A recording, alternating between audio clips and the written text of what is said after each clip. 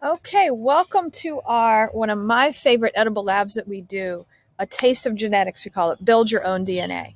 So what you need to build this macromolecule of life. So this is one of the most important molecules inside our nucleus that codes for everything that makes you unique and makes every living thing unique. So DNA itself, like I said, is a macromolecule. It's made up of different parts. We've learned about this in class. Now we're going to model it. So it is made of really three main parts that are all hooked together: a sugar phosphate and a nitrogen base. These are all held together with different kinds of bonds. We are going to build them using some simple things you can find right at the drugstore, right at the grocery store, and you can eat when you're done, which is always a fun part if you like Twizzlers. So you got to get some Twizzlers, just the Twizzler twists, not the pull apart ones, the ones that are solid. You're going to need 2 of those. You're going to need 10 toothpicks, and you are going to need some marshmallows, and some rainbow colored is ideal. Rainbow colored weirdly are hard to find, so the only ones I could find were these weird Lucky Charms ones that are a little bit larger than I like, but I always had good luck at Kroger, just not when I went to look. So to do this activity and to build your own molecule that gives you a great idea about what the parts of DNA are, first you've got all the directions you need in your Google Classroom. So it's a PDF, open it, it will tell you step by step what to do. Feel free to print it out if you can, that might help. And you'll have the questions, the DNA lab questions. There's 10 of them you have to answer to get your grade. You might want to scan those questions first so you know what you're looking for as you build the molecule. So we are going to build it. We're going to read the instructions, get all my materials, 2 Twizzler pieces, your marshmallow, different colors. You're going to need 4 different colors. And then 10 toothpicks. It's great to get the toothpicks that have both sides that are pointy. I got the one blunt side, which is a little more difficult, but it works. So we have got our final product will end up looking like this. Okay, and everyone should look the same because I have given you the code on the second page that I want you to follow. The genetic code, what makes us all unique is these different nitrogen bases. We all have the sugar phosphate. So your 2 sides are going to be the same, but it's your combination of nitrogen base that makes you unique, that makes you different even from your mom, your dad, an insect, the oak tree in your yard. But ultimately will be this, and it's a double helix. So I love this because the final product twists, and you can push it down, and because of the Twizzlers and the flexibility, you can really see that twisted ladder shape. We call that a double helix. So when this is all coiled up, twisted up in your cell, it looks like this.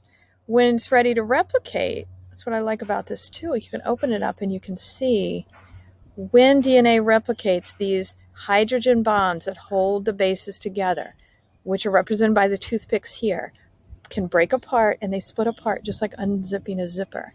And you can have one new side formed on one side, one new side on the other for 2 brand new strands of DNA happening as we speak inside your body as your cells are dividing, right? So how do we get it to look like this? We follow the simple instructions in your direction sheet. So the second sheet is really going to tell you the sequence I want you to use. You're going to have 10 nitrogen base pairs. And it tells you here, you've got on one side, it's TACG, TATG, AA. So remember, 4 different kinds of nitrogen bases. You've got thymine, adenine, guanine, and cytosine. And adenine and thymine always pair together, like a lock and a key. Think about apple in a tree. A and T go together. And then guanine and cytosine always pair up, car in the garage. That's how I remember it. Okay. So it tells you step by step. You have all your materials laid out. Do your one side first. Do your pairs at the same time. It's up to you. I personally am going to go through the code. I see my first nitrogen base is a T. And if I look over, T, thiamine is pink. So I'm going to put my pink marshmallow on one side, lay it down. My second base is adenine, which is green. So I'm going to pop my green marshmallow, lay it down. My next base is cytosine, which is yellow. I personally didn't have any orange in my bag, so I changed it to white. If you change it, just make note of it. That's fine, as long as they match up. So you're going to go down and do all 10 of your bases and then match their base pairs. So I know if I have a pink on this end, that is thiamine. And what always pairs up with thiamine? Apple in a tree, an A. So I know I'm looking for a green. Find a green in your bag. Pop it on the other side. You have your first base pair held together by this hydrogen bond.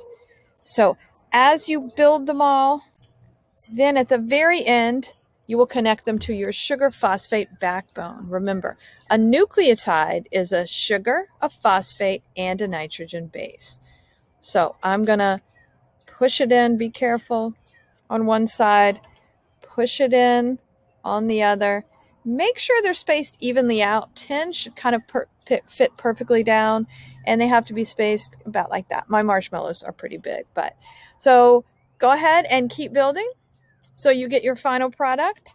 As you do it, try and take a picture. It would be great if you could take a picture or even a little video of the twist, and make sure that you answer the accompanying questions to get credit for it. But by the end of this, hopefully you'll have a much better understanding about the actual structure of this super vital biological molecule in our bodies, in our cells, that make us unique, that code for every process in our body, that have all the genes that make you you.